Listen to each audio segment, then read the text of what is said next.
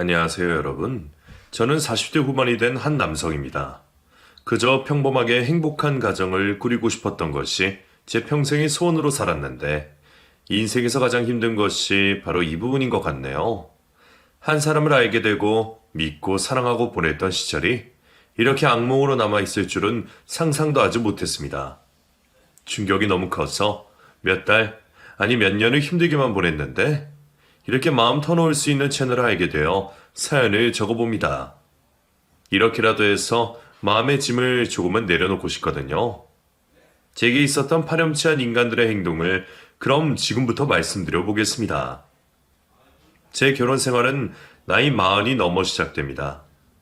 어린 시절 아버지가 돌아가시고 홀어머니와 함께 살다가 뒤늦게 사랑하는 여자를 만나 결혼을 결심했죠. 물론 그전에도 연애는 해보긴 했었어요. 하지만 사람의 인연이라는 것이 억지로 만들어지는 것은 아니더라고요. 가장 기억에 남는 연애는 대학교 때였는데요. 같은 과 후배와 3년을 넘게 사귀면서 당연히 결혼을 하겠지 생각했지만 결국엔 저보다 더 좋은 조건의 남자를 만나고 싶다며 헤어짐을 요구했었어요. 저는 그때 다짐했습니다. 사랑도 좋지만 그 전에 제가 능력이 있는 사람이 되어야겠다고요. 그것이 그 어떤 장애물도 다 넘어설 수 있다고 말이죠. 대학을 졸업하고 좋은 대기업의 꿈을 꾸긴 했지만 세 군데 정도를 떨어지고 나서 목표를 바꾸었습니다. 중소기업이었지만 저를 필요로 하는 곳에 가서 안정적으로 돈을 벌어야겠다고요. 마침 그때 엄마도 고생하시다가 몸이 좀 좋지 않으셔서 하루라도 빨리 생활비를 벌여야 했었거든요. 제게는 선택의 여지가 별로 없었습니다. 보니 좋게도 인품이 좋으신 사장님이 있는 회사에 들어갈 수 있었고 그곳에서 정말 많이 일을 배우고 사회생활이라는 것도 배우게 되었죠. 저는 좀 꼼꼼한 성격이에요. 어렸을 때부터 한 가지 일이 끝나지 않으면 자리에서 일어나지 않을 정도였죠. 남자친구들이 볼 때는 너무 답답하다고 할 정도였지만 저는 나름대로의 제가 살아가는 방식이었습니다. 어린 시절은 엄마가 일을 나가고 나면 혼자 집에서 버텨야 하는 시간이 꽤 길었는데 그때마다 무엇인가에 집중을 해서 놀면 시간이 잘 갔거든요. 그런 시간들을 보낸 덕분에 저는 점점 더 꼼꼼해진 것 같고 회사에서도 그런 부분을 높게 평가해 주셔서 오히려 그 시간들이 감사하게 느껴지기도 했답니다. 직장 생활을 시작하면서 저는 어머니를 편안하게 해드리는 것이 첫 번째 목표였어요. 지난 시절 아버지 없이 어머니 혼자 저를 키우고 돈을 벌면서 몸이 많이 망가지셨거든요. 그런 어머니를 이제는 제가 번 돈으로 생활하게 해드리고 싶은 마음이 아주 많았습니다. 하지만 어머니는 이런 말씀을 하셨어요. 종민아, 이 늙은 애미 너무 신경 쓰지 말고 너는 네 생활을 해야 된다. 그래야 네가 살아. 누가 호래미 딸린 남자한테 시집이나 오겠냐? 어머니, 무슨 말씀이세요? 그런 말씀하지 마세요. 저는 평생 어머니 모시고 살 거예요. 모르는 소리 말여. 요새 세상이 어떤 세상인데 그래. 예미는 돈 조금 모아둔 것도 있고 하니까 적당한 때가 되면 따로 나가서 살 거야. 그래야 네가 결혼도 하고 가정을 꾸린다고.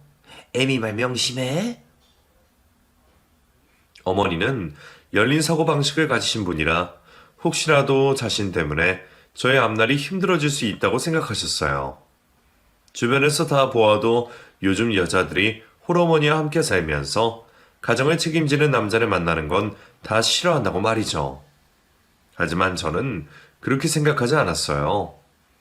그런 여자라면 애초에 결혼하고 싶은 생각도 갖지 말자고 다짐했습니다. 그때는 막 30살이 되려던 나이였기 때문에 더더욱 그런 생각이 많았던 것 같아요. 시간이 지나며 회사에도 적응을 했고 연애도 한 번 하게 되었네요. 술, 담배도 잘 안 하고 성실하게 회사를 다니며 절약하는 모습이 너무 보기 좋다면서 소개팅을 해주셨거든요. 그 덕분에 아주 오랜만에 연애를 하게 되었는데요. 2년 정도 만나게 돼서 제가 너무 깊이 빠져들었던 그녀는 결국 저의 가정 형편이 너무 싫다면서 떠나버렸습니다. 저는 돈도 없고 차도 없고 아픈 홀 시어머니와 함께 살면서 돈을 다 갖다 바치는 것 같다면서 싫다네요. 자신은 경제적인 여유가 있는 시부모님을 만나서 사랑받고 싶고 생일 때 멋진 꽃바구니도 받으며 살아가고 싶다고 말이죠. 그때 꽤 충격을 받았던 것 같아요. 한없이 착하고 순수하다고 생각했던 그녀 입에서 그런 말이 나올 줄은 상상도 하지 못했었거든요. 어머니가 몇 년 전에 하신 말씀이 떠오르게 되었고 저는 그때 또 한 번 다짐을 했습니다. 정말 열심히 살아서 남들이 볼 때 무시당하지 말자고요. 그날 이후 자동차도 사게 되었고 주말에 알바까지 하면서 돈을 모았어요. 워낙에 평소에 돈을 잘 쓰지 않는 저였지만 그때부터는 더 많이 벌고 더 많이 아끼게 되었죠. 어쩌면 그때 만났던 여자친구 때문에 제가 한층 업그레이드된 삶을 살 수 있었던 것 같기도 해요. 30대 후반에는 어머니를 모시고 아파트를 들어갈 수 있었고 돈으로 남들에게 무시당하지 않기 위해서 재테크도 열심히 하고 진짜 열심히 살았습니다. 그렇게 어찌어찌 하다 보니 나이 40이 다 되어버렸네요. 어린 시절 생각했던 40살의 아저씨의 모습은 아이 둘쯤을 데리고 온 가족이 다 함께 시끌벅적하게 외식을 하는 모습이었는데 홀로 식당에서 밥을 먹고 있는 제 모습이 너무나도 처량하게 느껴지더라고요. 특히나 생일이나 명절 같은 때는 많이 외로웠습니다. 어머니는 이런 제 모습을 보시고는 뭔가 대단한 결심을 하신 듯 제게 말씀하셨어요.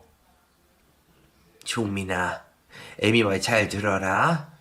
애미는 저쪽 동네로 이사 갈 거야. 벌써 집도 다 구해놨어. 네? 그게 무슨 말씀이에요, 어머니? 가족이라고는 다른 저희 둘뿐인데. 너도 얼른 여자 만나서 가정도 꾸려야 하는데 애미가 옆에 이렇게 딱 붙어 있으면 어느 여자가 오겠냐. 오다가도 갈 것이야. 그러니까 애미 말 들어라. 난 우리 아들한테 절대로 집이 되고 싶지 않은 사람이야. 그리고 이 애미도 이제 네 밥상 그만 차리게 해줘야 하지 않겠니? 어머니, 정말 꼭 그러셔야 돼요? 저는 다 같이 살 수 있는 여자를 만나고 싶은데. 아이고 순진아 우리 아들. 그렇게 당해보고도 모르겠어? 요즘 그런 여자 어디 있다고. 암튼 애미 말 명심하고 앞으로 더 늦기 전에 얼른 결혼해서 아이도 낳고 해야 돼. 어? 애미한테 손주 빨리 안겨줄 수 있지? 어머니는 그렇게 집을 얻어 따로 나가셨어요. 제가 결혼을 하려면 이렇게 해야만 하신다고요. 혼자 살게 된 저는 더더욱 외로움을 많이 느꼈고 그때부터는 정말 주변 사람들에게 적극적으로 소개팅을 시켜달라고 말을 하며 다녔었습니다. 몇 명의 여자들을 만나면서 느낀 건데 여자들도 나이가 많아지면서 순수한 면보다는 이것저것 따지고 눈이 높아진다는 것을 알게 되었어요. 집안도 따지고 학벌, 연봉 등등 대놓고 물어보는 사람을 만나니 좀 정이 확 떨어지기도 하더라고요. 제가 너무 세상에 뒤처지게 살고 있었나 봅니다. 그러던 중 우연하게 한 여자를 만나게 되었어요. 그 여자는 백화점 의류 코너에서 일을 하던 분이었는데 제가 큰 마음을 먹고 옷을 사러 갔다가 알게 된 사람이었죠. 웃는 모습이 예뻤고 굉장히 친절하게 저를 맞아주던 그 직원은 나이는 20대쯤 된 것 같았습니다. 제게 이 옷, 저 옷을 추천해주면서 날씨와 분위기에 맞게 옷을 골라주는데 솔직히 처음 해보고 너무 마음에 들어서 2번, 3번 연속해서 그곳에 방문하게 되었죠. 어머, 또 오셨네요? 옷 자주 사시나 봐요. 아, 그건 아닌데요. 이제 가을도 되고 해서 분위기 좀 바꿔보려고요. 그러시구나. 그럼 이번엔 이거 어떠세요? 지난주에 샀던 거랑 분위기는 확 틀린데 조금 변화를 주고 싶을 때 입으시면 좋을 것 같아서요. 신상품이라서 가격은 조금 나가요. 가격 상관하지 말고 그냥 골라주세요. 그 정도 살 능력은 된답니다. 우울한 내 새 옷 입으니까 기분이 너무 좋아서요. 와, 능력자시구나? 멋있으세요. 그런 자신감 너무 보기 좋으신데요? 그럼 이것도 입어보시고, 또 이것도요. 정말 멋진데요? 감사해요. 맨날 돈 쓸지도 모르고 바보같이 집에만 있었는데 이렇게 나와보니 너무 좋네요. 감사해요. 저희 주말을 기분 좋게 해주셨어요. 기분 좋아하던 제게 그녀는 이 옷 저 옷 많이 추천을 해주더라고요. 그러면서 어찌나 제게 칭찬을 해주는지 듣는 내내 제 기분이 너무 좋았습니다.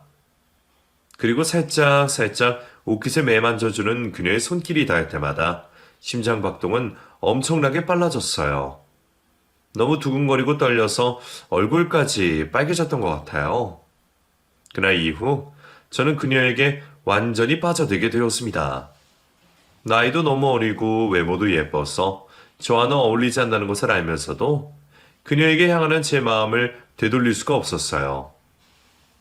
저도 모르게 주말만 되면 또 그 백화점에 가려는 생각만 마음속에 득실거리는 것을 보고 큰일 났다 싶었죠. 제가 또 너무 꼼꼼한 스타일이라 한번 빠지게 되면 지나치게 과몰입하는 경향이 있는데 이번에도 역시 그럴까봐 걱정도 되었습니다.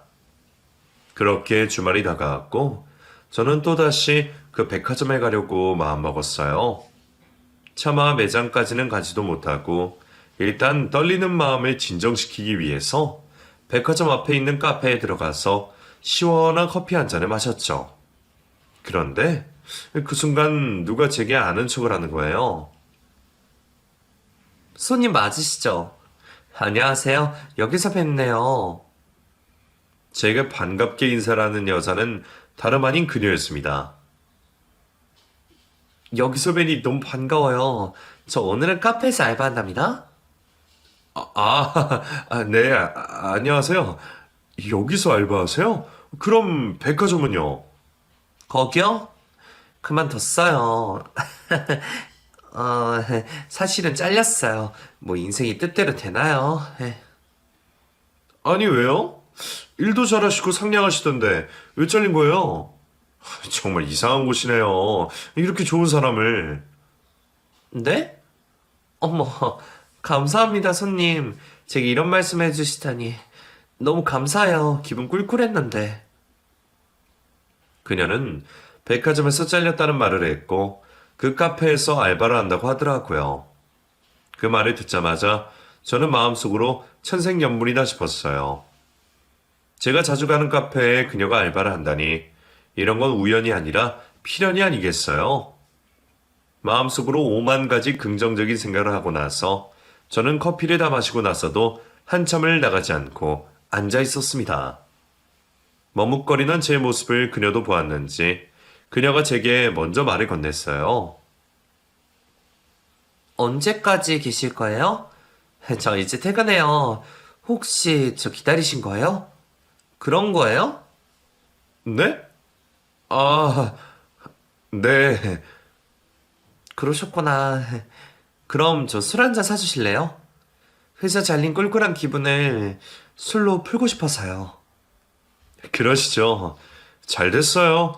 저도 혼자 밥 먹기 싫었는데. 가시죠. 그녀의 말에 저는 꿈인지 생시인지 모를 정도로 기분이 좋았습니다. 마음속으로만 그리던 그녀와 술을 마시게 되다니 이게 무슨 일인가요? 너무나도 설레이고 두근대는 심장을 부여잡고 술집에 들어갔고 기분 좋게 술을 마시기 시작했어요. 생각보다 엄청나게 강한 그녀의 주량을 쫓아가기가 벅찰 정도였습니다. 저는 술을 자주 마시지도 않았는데다가 역시 젊은 사람 간은 못 쫓아가나 봐요. 술이 조금 달아오른 그녀는 자신의 얘기를 하나하나 꺼내기 시작했습니다. 부모가 안 계셔서 친척집을 전전하며 자랐고 사촌오빠 한 명을 많이 따르면서 의지하며 지내고 있다고요. 20대 중후반의 나이에 밝은 일만 있을 것 같은 그녀가 이런 얘기를 하니 너무 마음이 아프더라고요. 저도 아버지가 일찍 돌아가셔서 못된 친구들에게 놀림을 받은 적도 있었는지라 그녀가 겪었을 아픔이 공감도 갔습니다. 그러면서 점점 술이 얼큰하게 달아올랐는데 저도 모르게 제가 뭔가 대단한 사람이라는 것을 과시하고 싶었나 봐요. 제가 갖고 있는 아파트의 현재 시세, 또 다른 재테크와 적금들을 모조리 말해버렸지 뭐예요. 태어나서 이렇게 제 자신을 과시한 적이 단 한 번도 없었는데 말이죠. 술에 취해서 술술 나와버리는 말들을 후회도 해보았지만 이미 되돌리기에는 늦어버렸던 것 같아요. 그녀는 제가 정말 대단하다면서 엄지까지 척하면서 내보여 주었고 거기에 신이 나서 있는 대로 다 떠들고 나니 속은 시원하더군요. 그 첫 번째 술자리에서 저희는 전화번호를 교환하게 되었고 저는 매일같이 그녀에게 연락을 했습니다. 하루에도 몇 번씩 그녀를 생각했고 저녁이면 보고 싶어 미치겠어서 잠도 잘 오지 않더라고요. 그녀도 제가 싫지는 않았는지 제 연락에 꼬박꼬박 대답해 주었고 때로는 먼저 뭐가 먹고 싶다고 말을 거내기도 했어요. 저는 그녀가 먹고 싶다는 음식을 사준다는 핑계로 주말에 또 만나자고 했고 두 번째 만남에서 그녀의 사촌 오빠를 보게 되었습니다. 거기가 꽤 비싼 음식점이었는데 사촌 오빠가 근처에 와 있다면서 불러도 되냐길래 저는 그러라고 했어요. 그러자 잠시 음식점에 사촌 오빠라는 사람이 나왔고 함께 동석을 하게 되었습니다. 아직은 서로 어색한 자리에 그분까지 있으니 뭔가 더 어색하기만 하고 말도 제대로 하지 못하겠더라고요. 그런데 사촌 오빠라는 사람이 먼저 말을 꺼내면서 분위기를 좋게 만들더라고요. 제 동생이 얘기 많이 하더라고요. 감사합니다. 저번에도 기분도 꿀꿀한데 술도 다 주시고. 아니에요. 그냥 우연히 뵙게 돼서. 손님으로 배웠다가 이렇게 사석에서 따로 만나실 정도면 어떻게 제 동생한테 마음이 꽤 있으신가 봐요. 사실 얘가 부모가 없이 자라다 보니 좀 나이 차이 나는 누군가한테 기대고 싶어하는 마음이 크거든요. 저도 그래서 좀 얘를 보듬어 줄 수 있는 남자친구가 있었으면 좋겠다고 생각했고요. 제 동생 어떻게 생각하세요? 사촌 오빠는 실로 놀라운 얘기를 건넸어요. 두 번째 만남 만에 이런 얘기가 나올 줄은 상상도 하지 못했거든요. 알고 보니 그녀가 사촌 오빠에게 저에 대한 이야기를 많이 건네서 둘이 잘 됐으면 좋겠다는 생각을 하고 있었다고 하더라고요. 이게 웬 떡인가 싶었어요. 꿈인지 생시인지 구분이 되지 않을 정도로 행복했습니다. 그리고 그날 사촌 오빠가 보는 앞에서 그녀와 진지하게 만날 것이라고 약속을 하게 되었죠.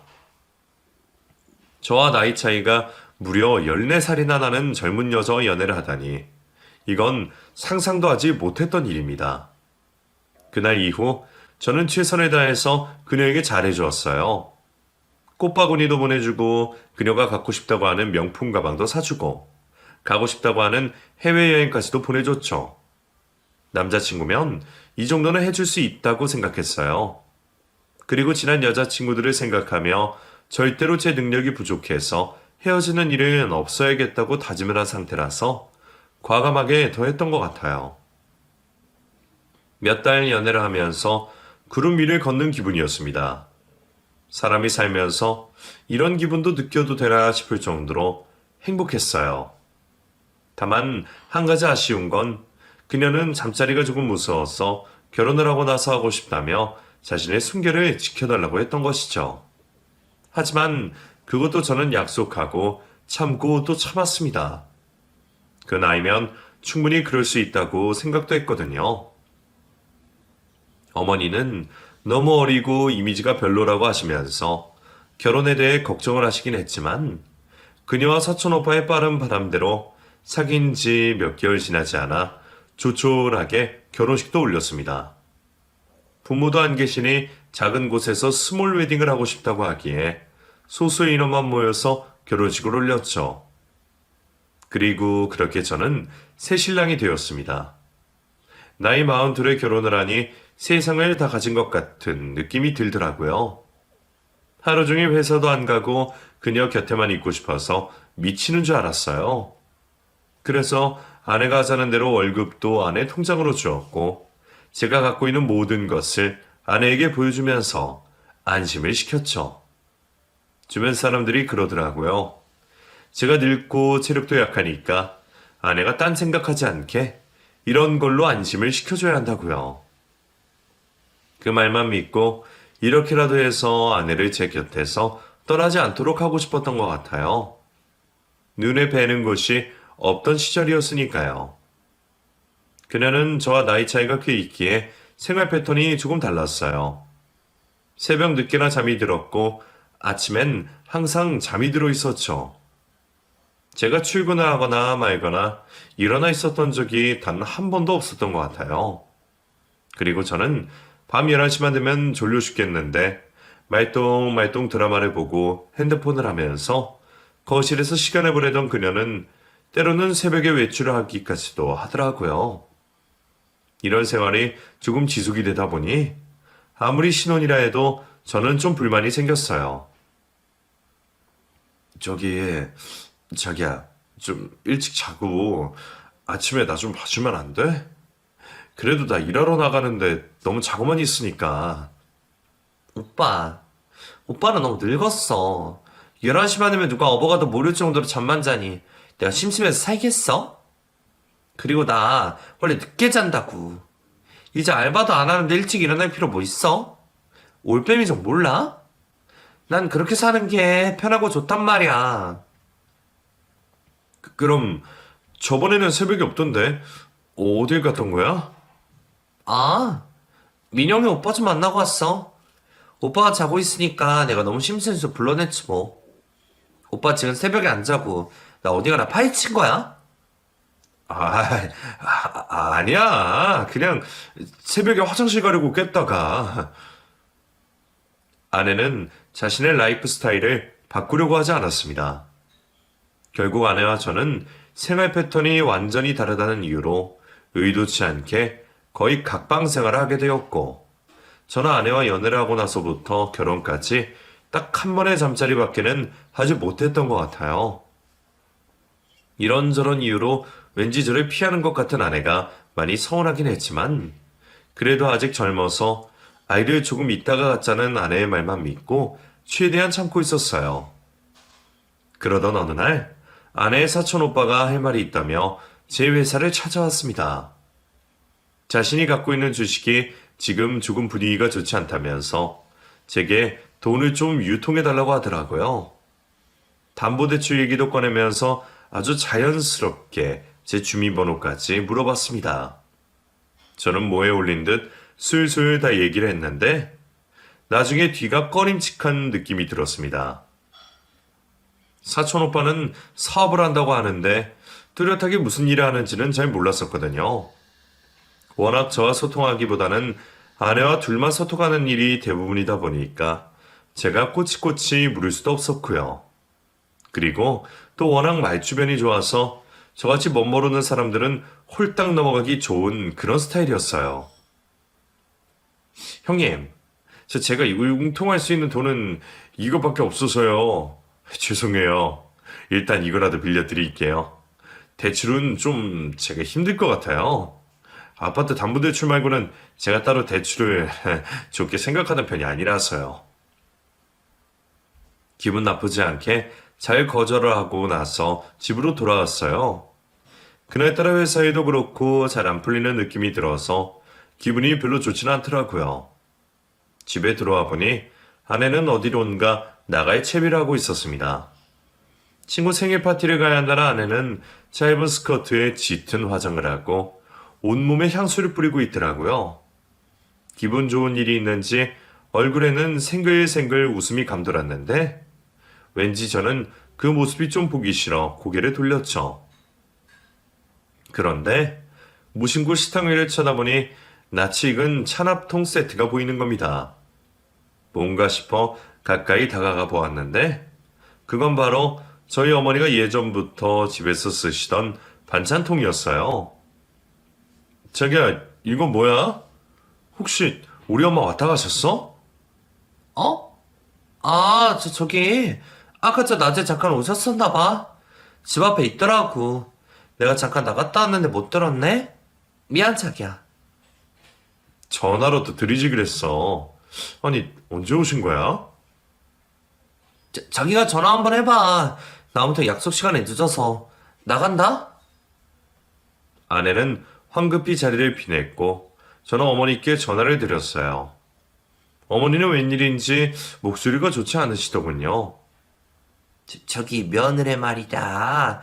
혹시 그 사촌 오빠라는 사람이랑 말이다? 네, 어머니 말씀하세요. 무슨 말씀이세요? 아니 그 사촌 오빠라는 사람이랑 많이 친한가 보구나. 에미가 오늘 낮에 너희 집에 갔다가 경비 아저씨가 하는 말을 들었는데 수시로 그 집에 들락거린다고 그러더구나. 내가 현관문을 두드리니까 오빠냐고 물어보기도 했고 그래서. 아마 부모 안 계시고 하니까 사촌 형님한테 의지를 많이 하는 것 같아요. 괜한 걱정하지 마세요, 어머니. 그리고 그렇게 오실 거면 미리 연락을 주시고 저녁이라도 함께 하고 가시죠. 아니다. 내가 괜히 피해주기도 싫고 해서. 저기 아들아, 에미가 걱정이 돼서 하는 소리인데 아무리 그래도 남자 여자가 너무 같이 붙어 있는 건 아니지 싶네. 에미가 늙어서 괜한 걱정을 하는 건지는 몰라도 왠지 느낌이 불길해. 어머니는 놀라운 말씀을 하시며 많이 걱정하고 계셨습니다. 게다가 아내가 문도 열어주지 않고 머뭇거리고 있어서 반찬을 문 앞에 두고 오셨다는 말에 화까지 나더라고요. 하지만 아내는 이런 문제로 화를 내지 말고 정신 똑바로 차리고 아내와 사촌오빠 사이를 잘 지켜보라고 하셨어요. 처음엔 그냥 좋게만 생각하려고 했어요. 서로 많이 의지를 하는 사이니까 그러겠거니 하면서 애써 깊게 생각 안 했죠. 하지만 조금씩 시간이 지나면서 둘이 주고받는 문자에 하트까지 보게 되었고 꼼꼼한 제 성격에 밤에 잠도 못 자고 혼자서 끙끙 앓기 시작했습니다. 아내에게 살짝 말을 해보았더니 가족보다 더 진한 가족이라고 설명하며 제게 말도 안 된다고 화를 냈지만 제 의심은 사라지지가 않았어요. 더군다나 사촌오빠는 저희 부부의 사소한 일 하나하나까지도 다 알고 있었고 참견하는 일이 많았거든요. 그렇게 몇 달의 시간이 흐르고 저는 회사에서 출장을 가게 되었습니다. 아내와 며칠 떨어져 있는 것이 미안해서 저는 아내에게 명품 가방을 사온다는 약속을 하고 출장을 떠났죠. 일주일 정도 떨어져 있어 보니 제가 괜히 아내를 의심한 것 같아 미안한 마음도 들었고 보고 싶더라고요. 집으로 돌아가는 날만 손꼽아 기다리면서 백화점에 들러 명품 가방까지 하나 샀습니다. 그리고 불이 나게 집으로 달려가 드디어 집 앞에 도착해 엘리베이터를 타려는데 옆집에 사시는 아저씨와 함께 타게 되었어요. 오래되지는 않았지만 서로 얼굴을 보며 인사할 정도는 되어 공손하게 인사를 드리니 아저씨께서 이런 말씀을 하셨습니다. 아이고 이 사람이 사람 잠도 못 자게 하고 말이야. 내가 며칠 동안 얼마나 잠을 설쳤는 줄 알아? 네? 무슨 말씀이세요? 신혼이라 아주 밤마다 힘이 넘치나 봐. 나 이렇게 있어 보이는데 부럽구만 부러워. 내가 아주 어제도 시끄러워서 잠을 한숨도 못 잤어. 오늘은 또 잠 좀 자자고. 어? 아저씨의 충격적인 말에 차마 출장을 다녀왔다는 말도 하지 못했어요. 갑자기 손이 부들부들 떨렸지만 아저씨가 뭔가 착각을 하셨을 거라고 애써 생각을 하며 현관문을 열어 집으로 들어갔죠. 아내는 전화통화를 하면서 TV를 시끄럽게 틀어놓아서 제가 들어오는 소리도 못 들었나 봅니다. 뒤늦게서야 저를 발견하고는 깜짝 놀라더라고요. 어머나, 아 깜짝이야. 아직 올 시간 아니잖아. 연락도 없이. 내가 내 집에 오는데 연락하고 와야 돼? 자기는 나 안 보고 싶었어? 일주일 만에 집에 온 남편한테. 서운한데? 저기 그게 아니라. 아내는 말을 버벅거리면서 이상하게 제 눈빛을 피하더라고요. 그런데 그 순간 안방에서 아내의 사촌오빠가 나오는 겁니다. 너무 깜짝 놀라 저는 아무 말도 못하고 우두커니 서서 둘을 바라보고 있었죠. 그런데 사촌오빠는 저를 발견하고는 아주 능숙하게 말을 둘러댔어요. 왔구나. 내가 저 하도 피곤해서 잠깐 잠이 들었네. 다름이 아니라 집에 자꾸 누군가 기웃거리는 것 같다고 무섭다고 해서 내가 잠깐 와 있었어. 오빠가 이 정도는 해줘야지. 아무래도 자네가 집을 비우고 있으니 여자 혼자 있는 거 알고 그럴 수도 있지 않나? 맞아, 자기야. 내가 너무 무서워서 와달라고 부탁한 거야. 혼자 밥 먹기도 싫고. 근데 이거 뭐야? 이 쇼핑백 뭐야? 설마, 내가 갖고 싶다고 한 가방이야? 정말? 자기 정말 최고다, 최고. 제 볼에 입맞춤까지 하면서 와라 감기는 아내를 차마 떨쳐낼 수는 없었습니다. 하나부터 열까지 뭔가 미심쩍은 순간들이었지만 참고 또 참았어요. 설마 하면서 말이죠. 그렇게 아내는 제가 사온 가방을 보고 기뻐하고 있었고 사촌 형님은 자신의 집으로 돌아간다고 하며 자리를 피했습니다. 그런데 그날 밤 제가 먼저 잠든 것을 확인한 아내는 또다시 외출을 준비했어요. 저는 아까 옆집 아저씨한테 들었던 말 때문에 잠이 오지 않아 계속 뜬 눈으로 뒤척이고 있었거든요. 조용히 밖으로 나가는 아내를 확인하고 저 또한 아내를 따라 몰래 미행을 하기로 결심했어요. 이렇게라도 해서 확실하게 제가 오해했다는 것을 알아야 앞으로 일상생활을 할 수가 있을 것 같았거든요. 조용히 아내를 뒤쫓아가는데 심장이 떨려 죽는 줄 알았습니다. 아내는 택시도 버스도 타지 않고 걸어서 어디론가 바쁘게 갔어요. 저희 집에서 나와 골목 쪽으로 돌아가더니만 어느 낡은 빌라 단지 쪽으로 들어가는 겁니다. 그랬더니 저 멀리 어떤 남자가 담배를 피우며 아내를 기다리고 있었고 아내는 익숙한 듯 그 사람에게 팔짱을 끼고 함께 걸어가고 있었어요. 심장뿐만 아니라 온몸이 너무 떨려서 제대로 걷지도 못할 정도가 되었지만 정신을 번쩍 차리고 그 둘이 가는 곳을 따라갔습니다. 모자를 써서 제대로 얼굴이 보이지 않았지만 어떤 놈인지 가서 반쯤 죽여놓고 싶은 마음이었죠. 그리고 그 둘은 그 낡은 빌라 단지 안의 집으로 익숙하게 비번을 누르고 있었고 문이 열리는 순간 저는 그 둘을 덮쳤어요. 뭐야? 아내는 비명소리를 꽥 질렀고 저는 문이 열린 현관문을 활짝 열면서 그 둘의 낯짝을 확인할 수 있었어요. 그 남자는 정말 제가 상상조차 하고 싶지 않았던 아내의 사촌 오빠였습니다.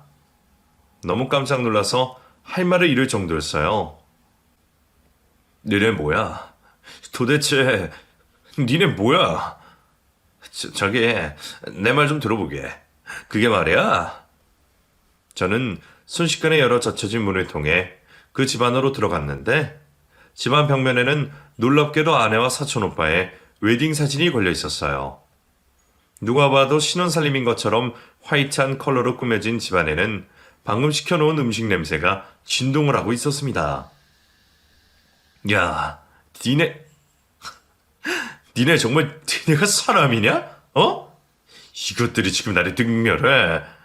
아니 어떻게 이런 일이. 저기 말이야, 그게 이런 쓰레기 같은 인간들. 정말 니네가 작정하고 나를 엿먹이는구나. 코앞에 집을 얻어놓고 어떻게 이런 짓을 할 수가 있어. 내가 도대체 뭘 잘못해서 뭘. 이런 쓰레기들. 사촌오빠라는 인간의 얼굴을 주먹으로 내리치고 눈이 뒤집혀 그 집안에 있던 그릇들과 음식을 바닥에 마구 집어던져 버렸습니다. 처음에는 좋게 얘기하려고 포장하던 아내와 사촌오빠는 저의 이성을 잃은 모습에 결국 욕까지 하면서 본색을 드러내기 시작했죠. 아이씨, 진짜 이게 보자 하니까. 야, 내가 늙은 너랑 뭔 재미로 살겠어, 안 그래? 늙었으면 빨리빨리 돈이나 많이 주고 하든가, 저 오자는 놈.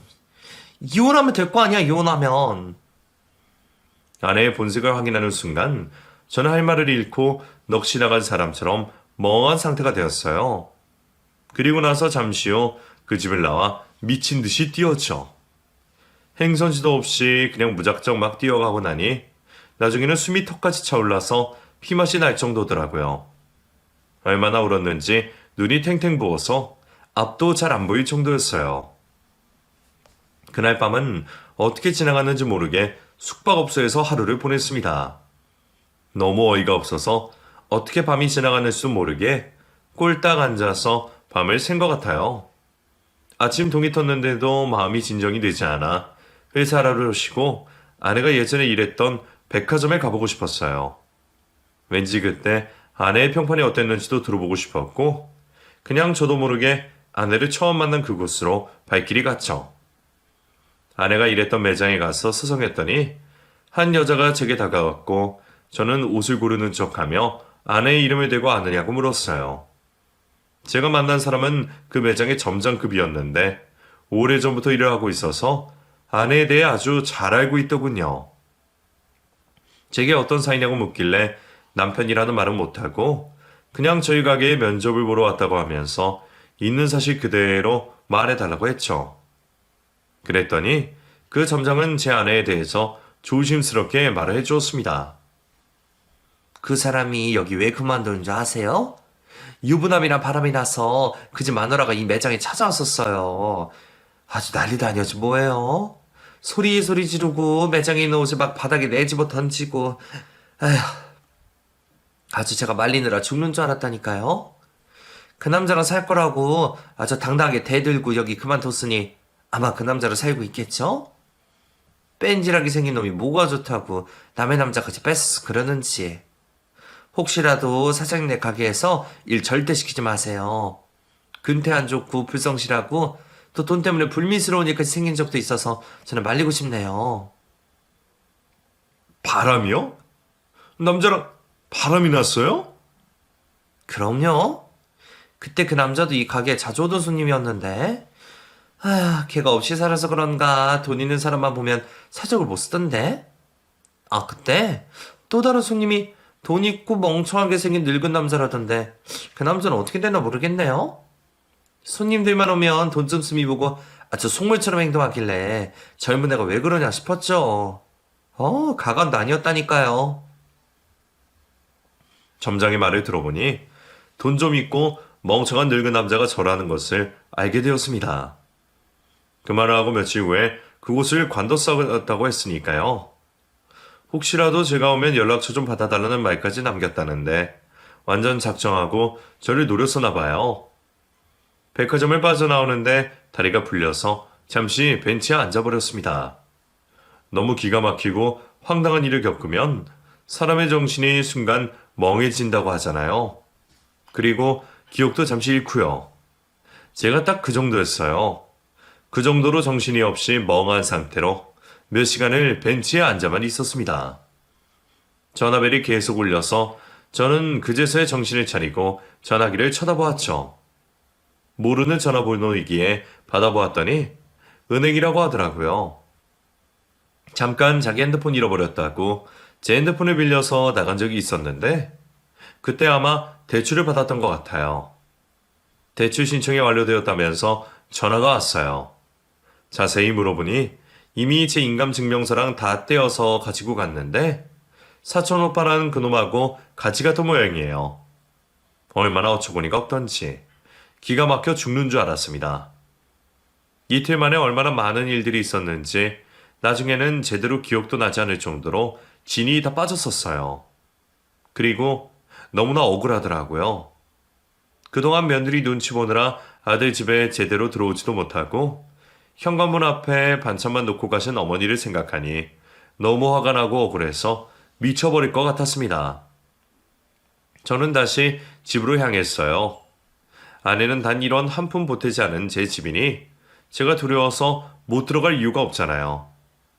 현관 비번을 누르고 집으로 들어가려는데 비번이 틀렸다고 하더군요. 뭔가 이상해서 다시 불러보아도 계속 틀렸다고만 했어요.